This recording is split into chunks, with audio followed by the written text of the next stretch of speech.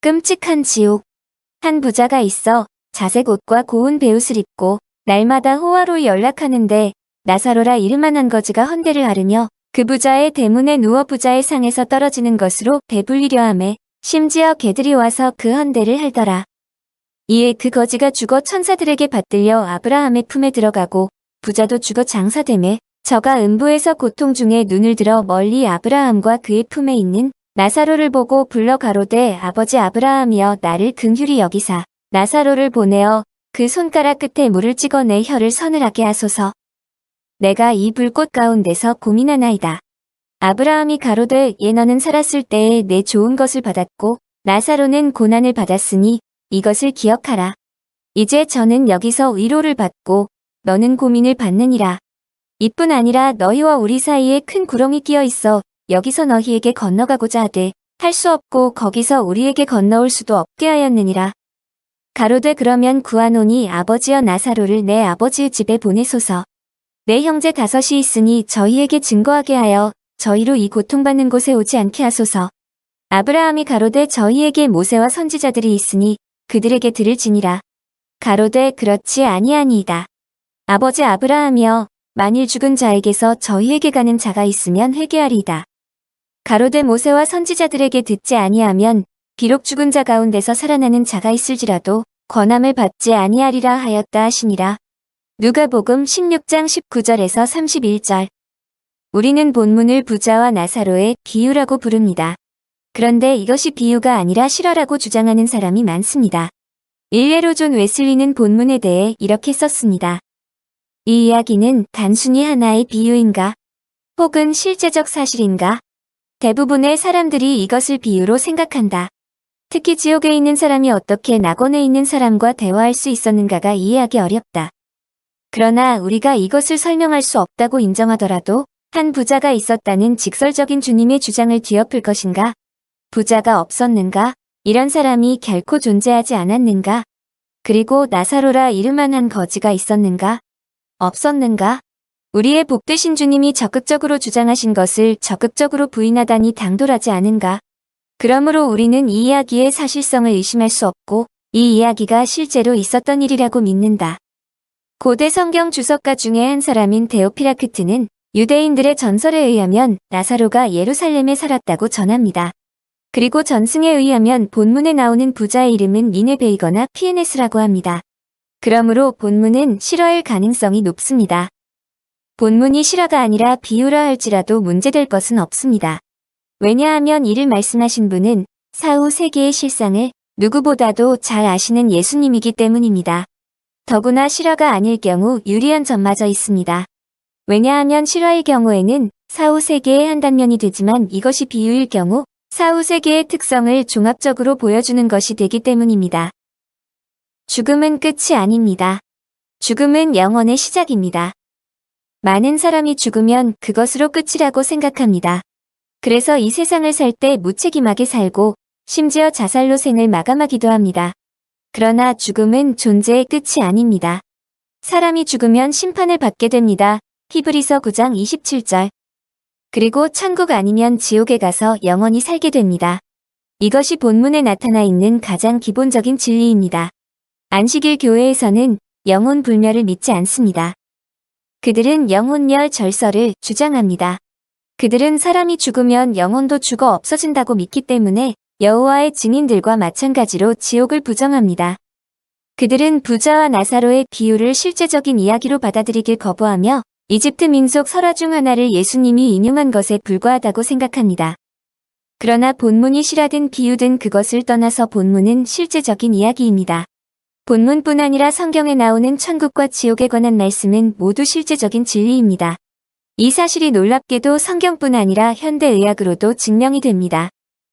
수년 전 모리스 롤링스 박사가 죽음에 관한 책을 몇 권 내놓았습니다. 모리스 롤링스는 한때 아이젠하워의 개인 담당 의사였고 현재 테네시주 다이아그나스틱 병원의 내과, 특히 심장혈관 질환의 전문의이자 응급소생술의 국제적인 권위자입니다. 그는 죽음의 문을 너머라는 책으로 베스트셀러 작가가 되었으며 개인 소유의 비행기와 호상가옥을 가지고 있는 갑부입니다. 모리스 롤링스는 평생을 의사로 일해왔고 거의 매일 죽음을 목격했습니다. 그러나 죽음에 대해 진지하게 생각하지는 않았습니다. 그는 죽음 이후의 경험에 대해서도 믿지 않았습니다. 그것들은 모두 꿈이거나 환상이라고 생각하였습니다. 그러던 어느 날이었습니다.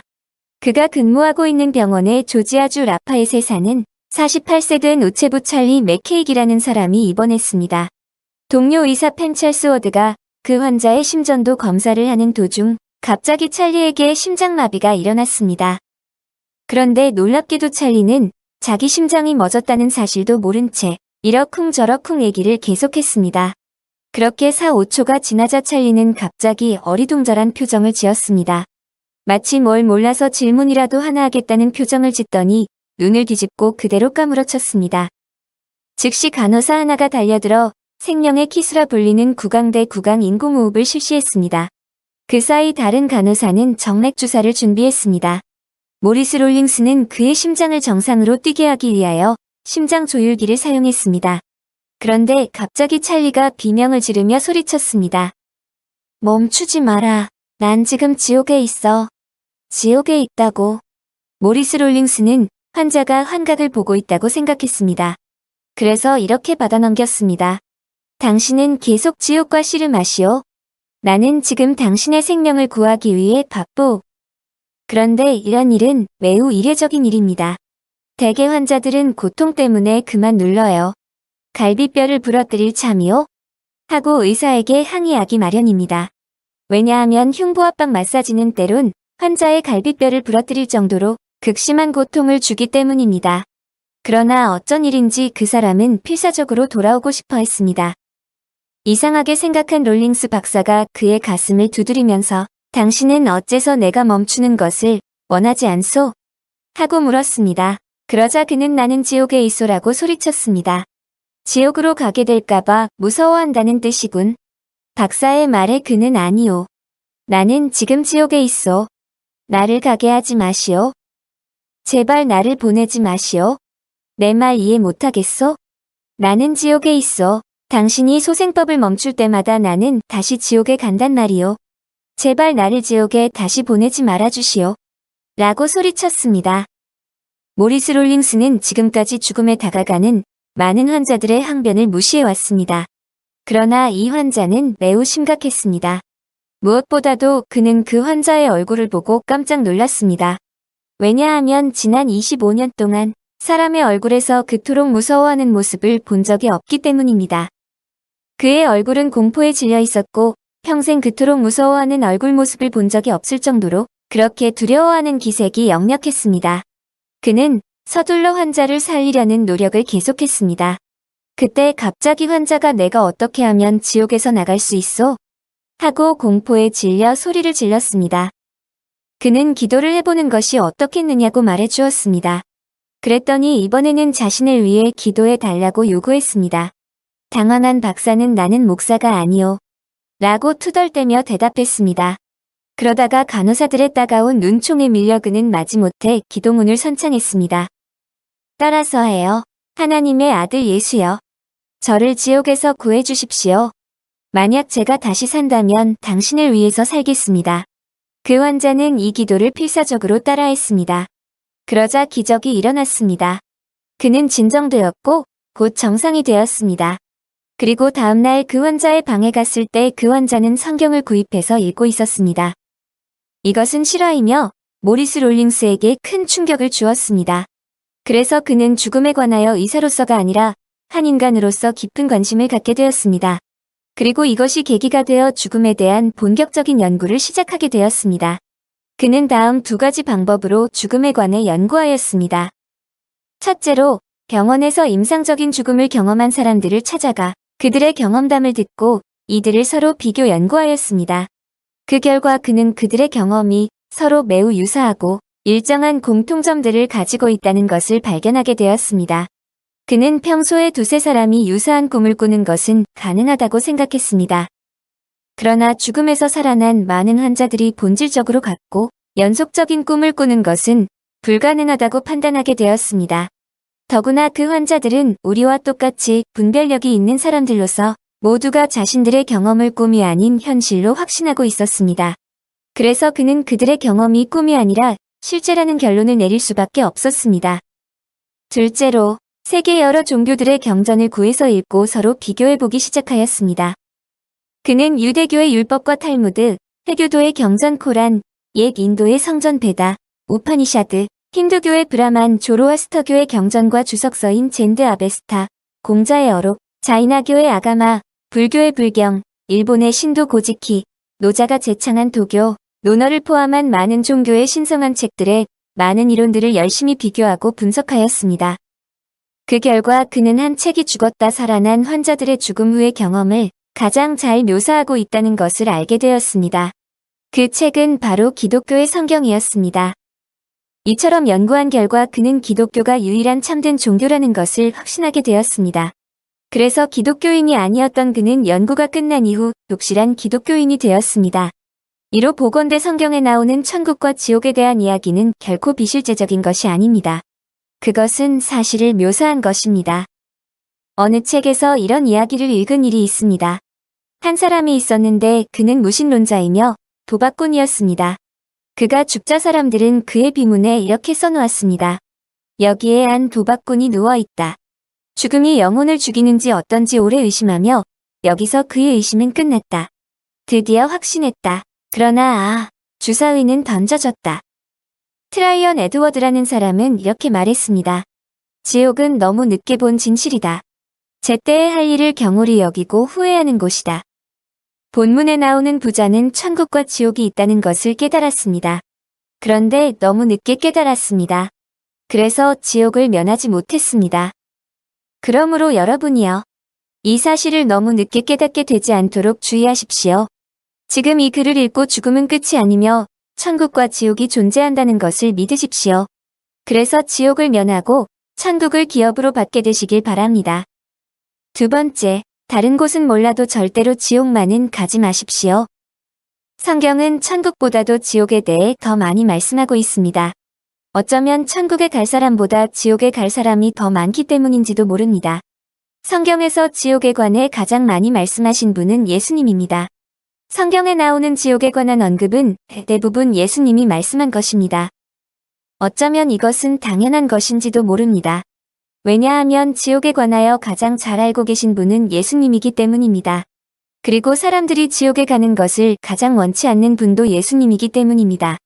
1747년 존 웨슬리는 이런 글을 썼습니다. 나는 내 눈앞에 항상 천국과 지옥 둘 다를 있게 하고 싶다. 매일 이 둘을 생각해 본다는 것은 모든 사람들을 이성적이고 신앙적으로 만든다고 생각한다. 그런데 오늘날 많은 설교자들이 이 지옥에 대해서 침묵하는 죄를 범하고 있습니다.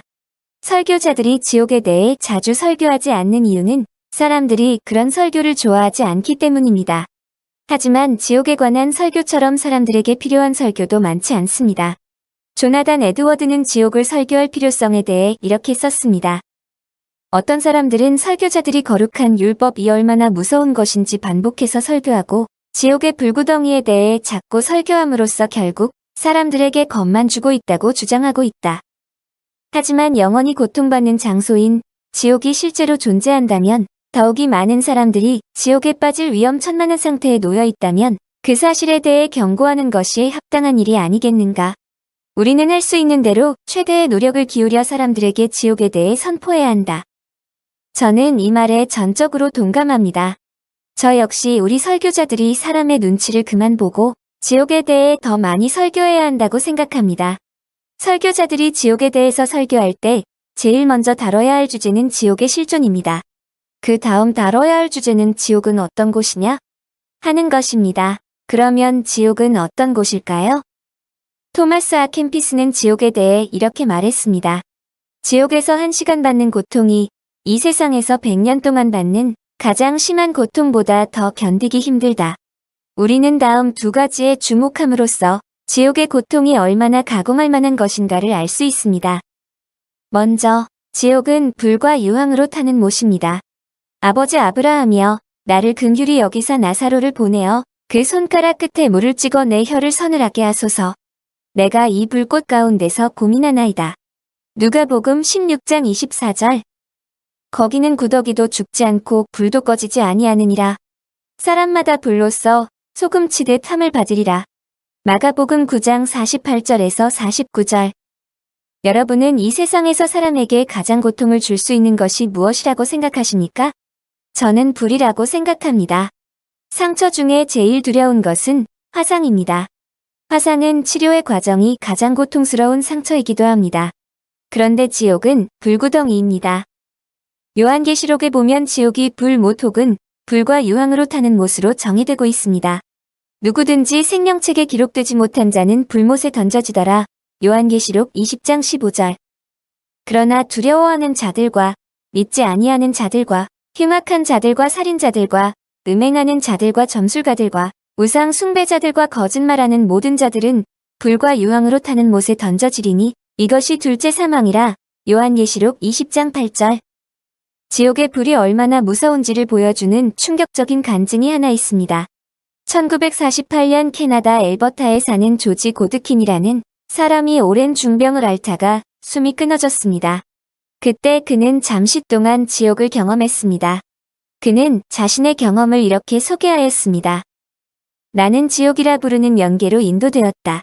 이곳은 예수 그리스도를 거절한 사람들이 들어가는 처벌의 장소였다. 나는 지옥을 보았을 뿐만 아니라 거기 들어갈 사람들이 겪는 고통을 맛보았다. 지옥의 어두움은 얼마나 두껍던지 평당 압력을 잴 수도 있을 것 같았다. 정말 지옥은 컴컴하고 끔찍했으며 적막하고 묵직한 어두움이었다. 어둠 속에 있는 각 사람을 짓누르고 의기소침하게 만드는 그런 어두움이었다. 물기라곤 전혀 찾아볼 수 없게 하는 열 기운이 그곳에 있었다. 눈알이 어찌나 건조하게 느껴지는지 눈구멍 안에 빨갛게 단석탄 2개가 들어있는 것만 같았다. 입술과 혀가 고열로 바짝 말라붙어 쩍쩍 소리가 나게 갈라졌다. 콧김이 마치 용광로에서 뿜어 나오는 바람처럼 후끈후끈했다. 몸 바깥쪽은 무슨 난로 안에 갇힌 것처럼 뜨거웠고 몸 안쪽도 밖에서 들어오는 뜨거운 김으로 고통스럽기 그지없었다. 이 지옥이 인간 영혼에 주는 고통과 고독의 처절함은 정말이지 말로는 제대로 표현할 수 없다. 그저 겪어봐야만 알 수 있을 뿐. 이처럼 지옥의 불이 주는 고통은 끔찍합니다. 온 우주에서 가장 끔찍한 곳이 지옥입니다. 그러므로 절대 지옥은 가지 말아야 합니다. 다음으로 지옥은 끝이 없는 영원한 곳입니다. 지옥의 불은 꺼지지 않습니다. 지옥에는 죽음이 없습니다. 지옥의 고통은 영원합니다. 언젠가 라디오에서 아내와 헤어지고 생활고로 비관하다 분신 자살을 기도한 남자에 관한 뉴스를 들은 일이 있습니다. 그런데 가령 분신 자살을 기도한 사람에게서 불도 꺼지지 않고 그 사람도 계속 죽지 않고 뒹군다고 생각해 보십시오. 얼마나 끔찍한 일입니까? 그런데 지옥이 바로 그런 곳입니다. 지옥의 불은 꺼지지 않습니다. 큰 구렁이 있어 탈출이 불가능합니다. 게다가 자살도 불가능합니다. 성경은 지옥에 떨어진 사람들에 관하여 다음과 같이 기록하고 있습니다. 그도 하나님의 진노의 포도주를 마시리니 그 진노의 잔에 섞인 것이 없이 부은 포도주라. 거룩한 천사들 앞과 어린 양 앞에서 불과 유황으로 고난을 받으리니 그 고난의 연기가 세세토록 올라가리로다.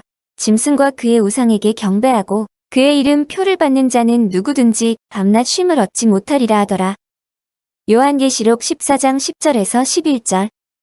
유명한 청교도 설교자인 리차드 백스터는 지옥의 고통에 대해 이렇게 썼습니다. 그러나 이 고통이 가장 심한 것은 그 고통이 영원하다는 점이다. 수천만 세대가 지났을 때 그 고통은 첫날처럼 새롭게 시작될 것이다. 만일 고통이 끝날 소망이 있다면 정죄받은 자는 그날을 바라봄으로 마음이 누그러질 것이다. 그러나 영원함으로 도저히 견딜 수 없는 생각이 든다. 그들은 죄를 짓는데 결코 지치지 않았다.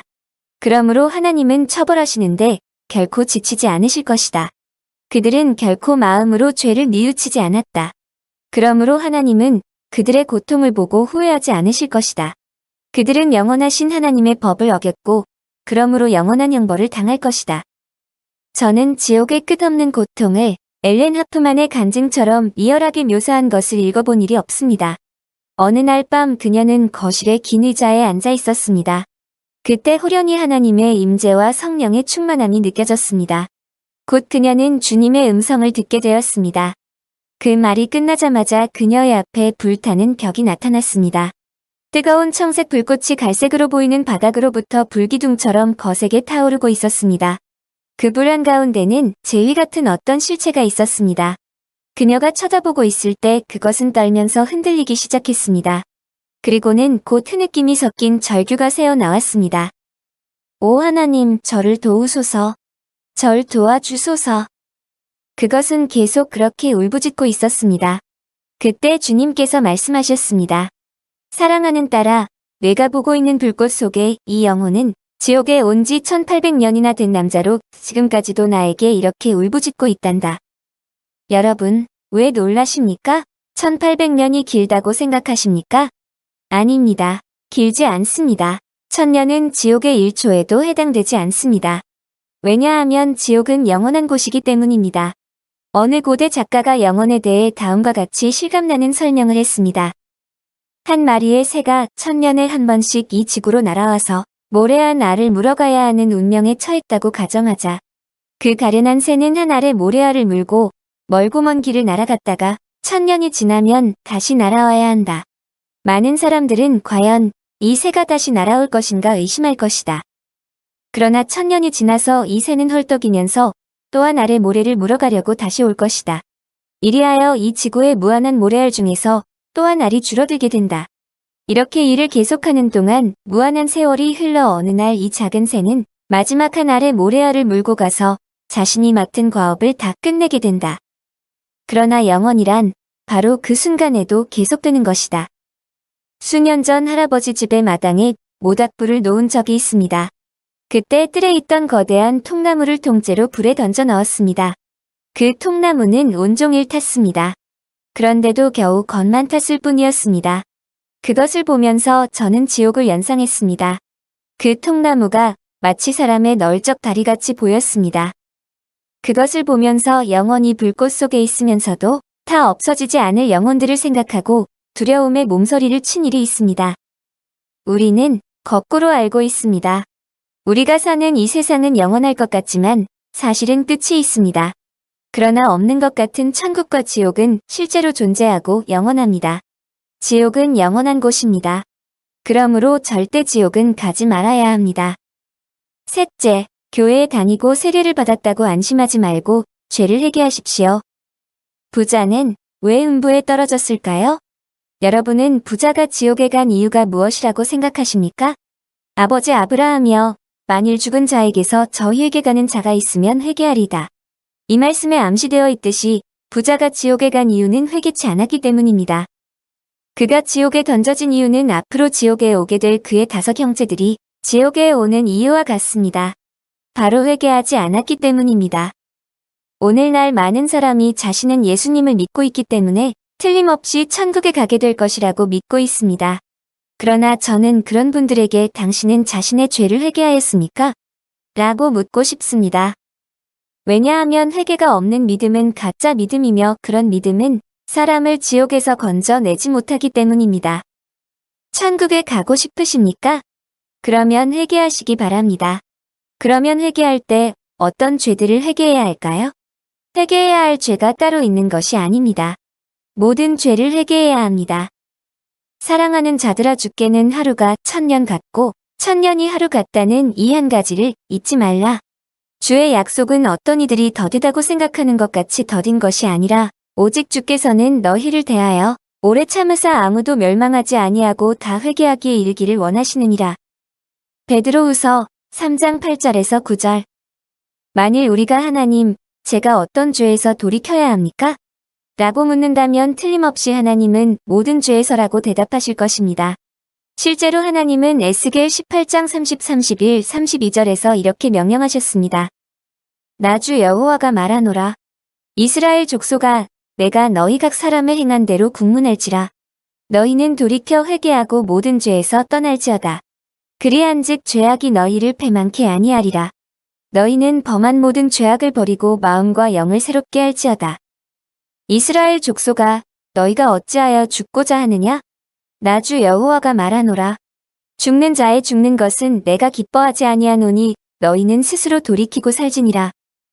회개는 단순히 죄를 뉘우치거나 자백하는 것이 아니라 죄를 끊는 것입니다. 동시에 회개는 모든 죄를 끊어버리는 것입니다. 토마스 왓슨의 말대로 참다운 회개는 보류하는 것도 동거자도 없어야 합니다. 그런데 회개에 있어서 사활적으로 중요한 이 점에 무지한 자가 너무나도 많습니다.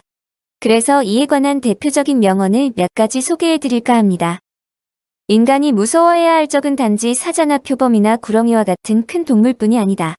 현미경에 의해서만 볼 수 있는 미미한 균이 식품, 음료수, 공기를 통해서 체내에 들어갈 때 더욱 위험하며 생명을 앗아갈 수도 있다.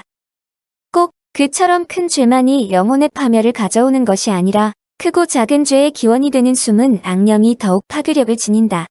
가장 작은 하나의 죄라도 또 나쁜 한 가지 생각이라도 우리의 희망을 멸하며 하늘나라 밖에 있게 하기에 충분하다. 썬다싱. 사람이 계속 한 가지의 죄 속에서 생활하며 그 죄를 버리지 않는 한 결코 참 회개는 있을 수 없다. 왜냐하면 그는 하나님의 뜻보다 이 죄를 더 좋아 선택하였으며 하나님을 기쁘시게 하기보다는 이 특별한 감각의 만족을 선택하기 때문이다. 그러므로 자신이 알고 있는 모든 죄를 완전히 버리지 않는 한 진정한 회개는 있을 수 없다. 찰스 피니. 죄 중에 하나라도 보류시킨다면 하나님께서는 그대를 용납치 않으실 것이다. 그대의 죄들을 송두리째 죽여야 한다. 그렇지 않으면 그대가 대신 죽어야 한다. 단 하나의 아주 작고 은밀한 죄일지라도 그대가 그것을 용납한다면 그대의 영혼은 그 죄를 살려준 대가로 죽어야 한다. 비록 그대가 그 죄에 대하여 수백 가지 구실을 대고 변명하더라도 소용이 없다. 조셉 얼라인. 그리스도는 우리에게 단 한 가지 죄라도 있는 것을 허용하지 않으실 것이다. 우리는 멋진 악을 선택하고는 다음과 같이 말할 수 없다. 나는 하나님께 전적으로 내 마음을 드릴 거야. 그러나 이 악만은 남겨두어야지.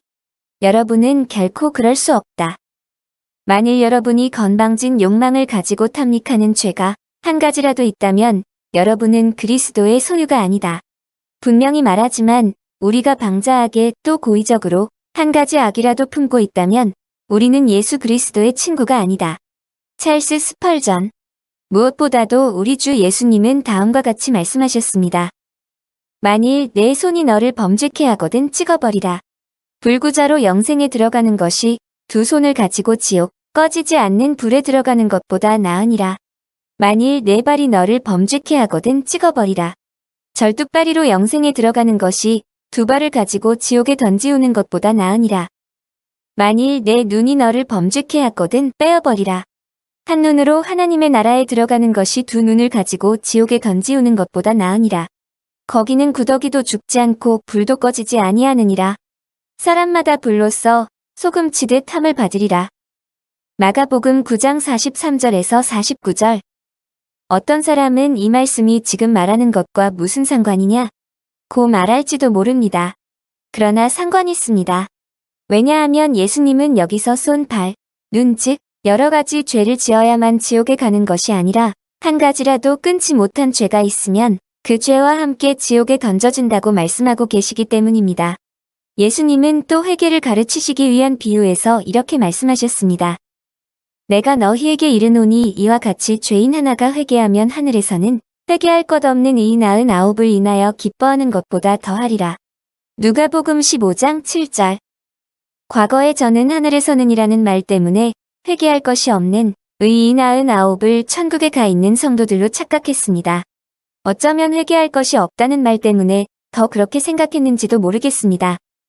그러나 회개할 것이 없는 의 99은 천국에 있는 사람이 아니라 지상에 살고 있는 진심으로 회개한 사람을 가리킵니다. 왜냐하면 4절에 보면 너희 중에 어느 사람이 양 100마리가 있는데 그 중에 하나를 잃으면 99마리를 들에 두고 그 잃은 것을 찾도록 찾아다니지 아니하느냐? 라고 말씀하셨기 때문입니다.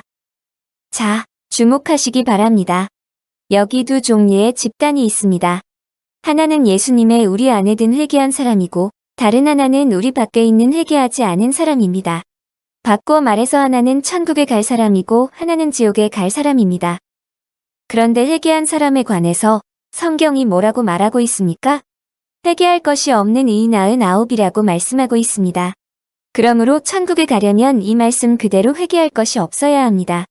단 한 가지라도 회개할 죄가 남아있으면 안 됩니다. 모든 죄를 다 회개했어야만 합니다. 그런 사람만이 참으로 회개한 사람이요. 천국에 들어갈 자격이 있는 사람입니다.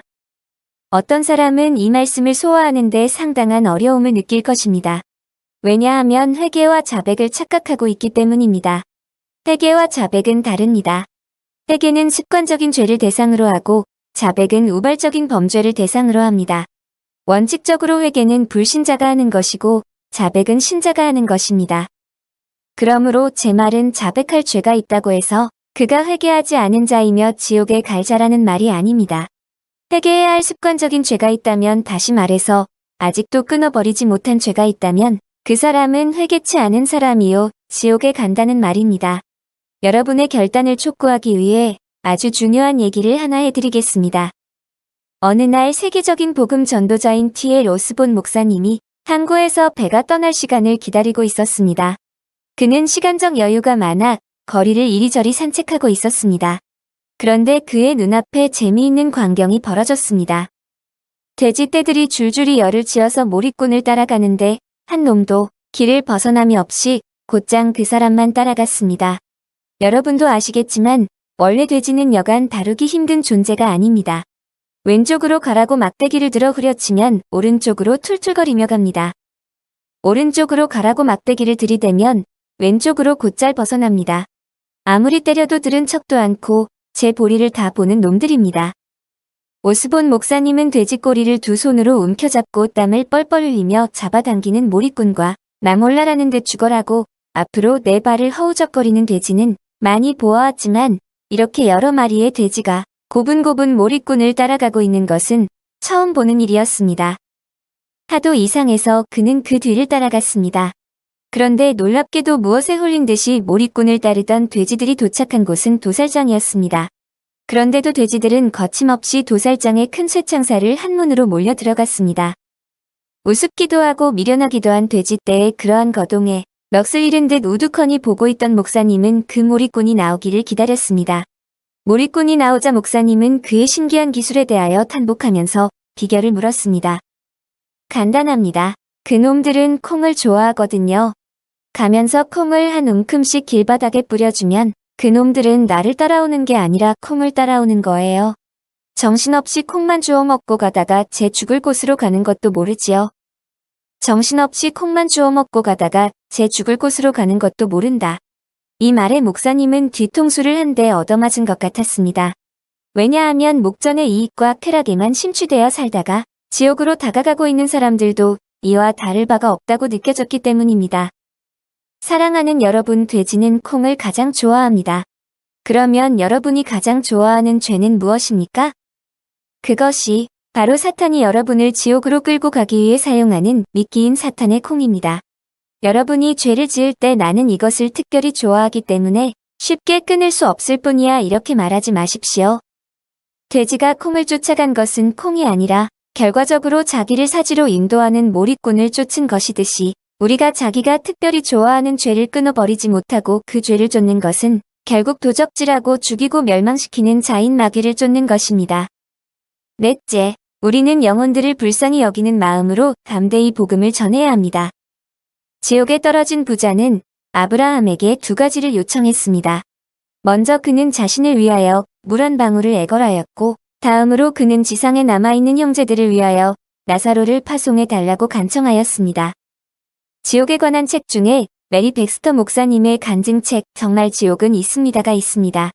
그 책은 30일 동안 지옥을 보고 온 것을 그대로 기록한 책인데 그 책에 보면 본문과 아주 유사한 내용이 나옵니다. 우리는 다음 불가마가 있는 곳으로 오게 되었다. 첫 번째 크기와 같은 이 불가마 속에는 다른 해골 형체가 있었다. 그것은 한 남자의 목소리로 말했다. 주여, 저에게 긍휼을 베푸소서. 그들이 말을 할 때 비로소 나는 그 영혼이 남자인지 여자인지를 알 수 있었다. 그가 흐느끼면서 말했다. 주님, 제가 너무 잘못했습니다. 저를 용서하옵소서. 이곳에서 내보내 주소서. 저는 여러 해 동안이나 고통이 있는 이곳에 있습니다. 간청하오니 저를 밖으로 나가게 하옵소서. 그가 호소하는 동안 그의 해골 형체는 격렬한 흐느낌으로 흔들렸다. 나는 예수님을 쳐다보았고 그분 역시 우시는 것을 보았다. 그분이 위로 쳐다보시면서 말씀하셨다. 나의 아버지여, 나의 아버지여, 긍휼을 베푸소서. 주 예수여, 이제 제가 지은 죄의 값으로 충분히 고통당하지 않았나요? 간절한 목소리로 타는 불 속에서 그가 말했다. 저는 죽은 지 40년이나 되었습니다. 예수님께서 말씀하셨다. 기록된 바 의인은 믿음으로 말미암아 살리라. 내가 죄의 대가를 치름으로 너의 구원이 이루어지는 것이 아니라 살아생전에 나 예수 그리스도의 대속을 믿어 구원에 이르느니라. 너는 진리를 믿지 않았다. 나의 백성이 너에게 길을 보여주기 위해서 보내졌을 때에도 너는 나의 백성의 말을 듣지 않았다. 너는 그들을 비웃었고 또 복음을 거절했다. 내가 너희들을 위해 죽기까지 했어도 너는 나를 조롱했고 또 너의 죄를 회개치 않았다. 나의 아버지께서도 내가 구원받게 하시려고 많은 기회를 주셨다. 만일 그때 내가 들었더라면. 예수님께서 눈물을 흘리셨다. 알겠습니다, 주여. 알겠습니다. 그 남자가 울부짖었다. 하지만 지금은 회개하고 있습니다. 너무 늦었다. 예수께서 말씀하셨다. 심판은 끝났느니라. 남자가 이어서 울부짖었다. 주님, 지금도 회개하지 않은 세상 사람들이 이곳에 오고 있습니다. 제발 그들에게 가서 지상에 있을 때 죄를 회개해야 한다는 것을 말해 주도록 허락해 주소서. 저는 그들이 여기에 오는 것을 원치 않습니다.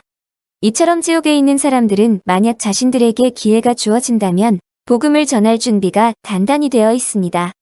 구세군의 창시자인 부스 대장은 이런 말을 했습니다. 나의 사랑하는 사관들이 신학교에서 4년 동안 공부하느라 고생하지만 내가 가장 행하고 싶은 일은 사관생들을 10분 동안만 지옥에 데리고 갔다 와서 4년간의 피땀 흘린 공부의 필요성보다 복음을 전하지 않고는 견딜 수 없는 심정으로 불타게 하는 것이다. 이것은 단순히 이론에 지나지 않는 말이 아닙니다. 실제로 지옥을 보면 전도열에 불타게 됩니다. 한신목회개발원 원장 이중표 목사님은 이런 간증을 하신 일이 있습니다. 목사님이 중학교 때 둘도 없이 친한 친구가 톨스토이의 인생 독본을 읽어보라고 주었습니다. 그 책을 읽어보니 석가, 공자, 노자, 장자, 소크라테스 등이 했던 명언들이 가득했는데 그 가운데 예수님이 하신 말씀이 가장 감동적이었습니다. 그래서 친구에게 예수님 말씀만 기록된 책은 없느냐고 물었더니 신약 성경을 주었습니다. 신약을 읽는 중 목사님은 누가복음 16장에 나오는 부자와 나사로의 이야기에 커다란 충격을 받았습니다. 목사님은 지옥에 가지 않고 천국에 가기 위해서라도 반드시 예수님을 믿어야겠다고 생각했습니다. 그 후 고등학교 2학년 때인 어느 날 아침 기침을 하는데 피가 쏟아졌습니다. 병원에 가서 엑스레이를 찍어 보았더니 폐결핵으로 폐 오른쪽에 구멍이 뚫려 피가 나온다는 것이었습니다. 그러면서 약을 주는데 전혀 치료가 되지 않았습니다. 절망한 그는 약국을 돌면서 수면제를 샀습니다. 그리고 죽기 전 수면제를 손에 들고 잠시 눈을 감았는데 갑자기 지옥이 눈앞에 나타났습니다. 그는 지옥에서 해골떼들이 소리치면서 고통당하는 것을 보았습니다. 깜짝 놀라 눈을 떴는데도 얼마 동안 그 환상이 지워지지 않았습니다. 눈을 감으면 또다시 지옥의 환상이 보였습니다. 결국 두려워서 자살을 포기했습니다. 그리고 기도로 하나님께 매달려서 고침을 받고 목사가 되었습니다. 그런데 이중표 목사님은 지옥의 환상이 자기에게 미친 영향에 대해 이렇게 말했습니다. 저는 지옥의 환상을 받기에 복음을 전하지 않고는 견딜 수 없는 심정이었습니다. 어느 교회를 가든 지역사회를 품에 안고 예수 믿으시오라고 외치며 간절히 전도했습니다. 저는 안양에서 군복무를 했습니다. 그런데 군에서 신병들에게 복음을 전할 때 습관처럼 꼭 한 말이 있습니다. 그것은 지옥만 없어도 여러분에게 이렇게 복음을 전하진 않을 것입니다. 그러나 지옥은 실제로 있습니다라는 말이었습니다. 우리는 복음을 전해야 합니다. 왜냐하면 지옥이 있기 때문입니다. 만일 우리가 복음을 전하지 않으면 우리 주변의 사람들이 지옥에 갈 것이기 때문입니다. 결론을 말씀드리겠습니다. 이에 그 거지가 죽어 천사들에게 받들려 아브라함의 품에 들어가고 후기 유대교 사상에 의하면 의로운 사람이 죽으면 그 영혼을 선한 천사들이 받들어 모셔가고 악한 자가 죽으면 악귀들이 데려간다고 합니다. 그런데 우리나라의 옛 이야기에는 검은 옷을 입고 무시무시한 모습을 한 저승사자는 있어도 죽을 때 나타나는 저승천사 이야기는 없습니다. 왜냐하면 예수님이 없는 곳에는 구원도 없기 때문입니다. 이 말은 곧 유교와 불교가 한 영혼도 구원하지 못하고 사람들을 모두 지옥으로 보냈다는 말이 됩니다. 위대한 복음 전도자 찰스 피니는 이렇게 말했습니다. 하나님의 말씀에서 가르치는 바와 같이 의인들이 죽으면 그를 천사들이 받들어 간다면 많은 의인들이 임종할 때의 눈에 무엇인가가 보인다고 말하는 것은 사실일 것이다. 어떤 신자들은 임종 시에 하늘나라의 음악 소리를 듣거나 혹은 천사들이 자기 주위에 둘러서 있는 것을 보기도 한다. 다른 사람들의 눈에는 보이지 않지만 그들은 자기를 시중들 천사들이 이미 자기 주위에 와 있는 것을 본다. 당신의 귀에는 저 음악 소리가 들리지 않습니까? 당신의 눈에는 저 빛나는 천사들이 보이지 않습니까? 그들이 지금 나에게로 오고 있습니다라고 그들은 말한다. 의인들의 임종시에 천사들이 그의 시중을 든다면 악인들의 임종시에 악령들이 그를 음부로 끌고 가도록 허락을 받는다는 것도 사실이다. 그리고 악인들이 임종할 때에 무서운 형상을 보거나 두려운 소리를 듣는다는 것도 사실이다. 아, 저기서 울고 통곡하는 사람은 누구일까? 내 귀에 신음 소리가 들리는구나. 누군가가 무서운 고통 속에서 울고 있어. 아, 저 무서운 것. 저 사람을 데리고 나가. 데리고 나가. 그가 나를 붙잡고 끌고 가려고 해. 그를 이 방에서 내보내줘. 이처럼 악인들은 임종할 때의 겁에 질리는 경우가 많다. 이것은 사실입니다. 그리고 이에 관한 실제적인 예도 수없이 많습니다. 하지만 시간 관계상 각각의 경우를 한 가지씩만 소개하도록 하겠습니다. 조한 웨스터 앤더슨이 지은 천사를 만난 사람들이라는 책에 보면 이런 이야기가 나옵니다. 11세 된 예수 믿는 소년이 복막염으로 죽어가고 있었습니다. 그런데 갑자기 주위 사람들에게 이렇게 말했습니다. 보세요, 엄마, 우리 주위에 천사들이 있어요. 그중 한 천사가 나머지 천사보다 더 예뻐요. 엄마는 내 눈에는 안 보이는 걸 하고 대답했습니다. 엄마는 아들이 헛소리를 하는 것이라고 생각하고 아들을 위로하려고 했습니다. 그러나 아들은 끝까지 말했습니다. 보세요, 천사들이 바로 여기에 있어요. 하도 가까워서 만질 수도 있어요. 비로소 그 부모는 아이가 보는 것이 사실이라는 것을 알게 되었고 큰 위로를 받았다고 합니다. 한편 의사인 넬슨 박사는 불신앙에 관한 그의 저서에서 죽음에 직면한 사람들이 겪는 일을 기록했습니다. 그는 자신이 믿음을 갖기 이전의 의사로서 관찰했던 일들을 기록했습니다. 그런데 죽어가는 불신자들은 저 무서운 사람, 제발 그를 이 방에서 내보내주세요. 왜 그를 내보내지 않습니까? 라고 소리친다고 기록하고 있습니다. 이처럼 회개한 사람이 죽을 때는 천사가 마중 나오고 회개하지 않은 사람이 죽을 때는 귀신들이 그를 잡아가려고 옵니다. 그런데 만약 여러분이 지금 죽는다면 누가 여러분을 마중 나올 것 같습니까? 나아가서 여러분은 누가 마중 나오기를 원하십니까? 물론 천사가 마중 나오기를 원하시겠지요.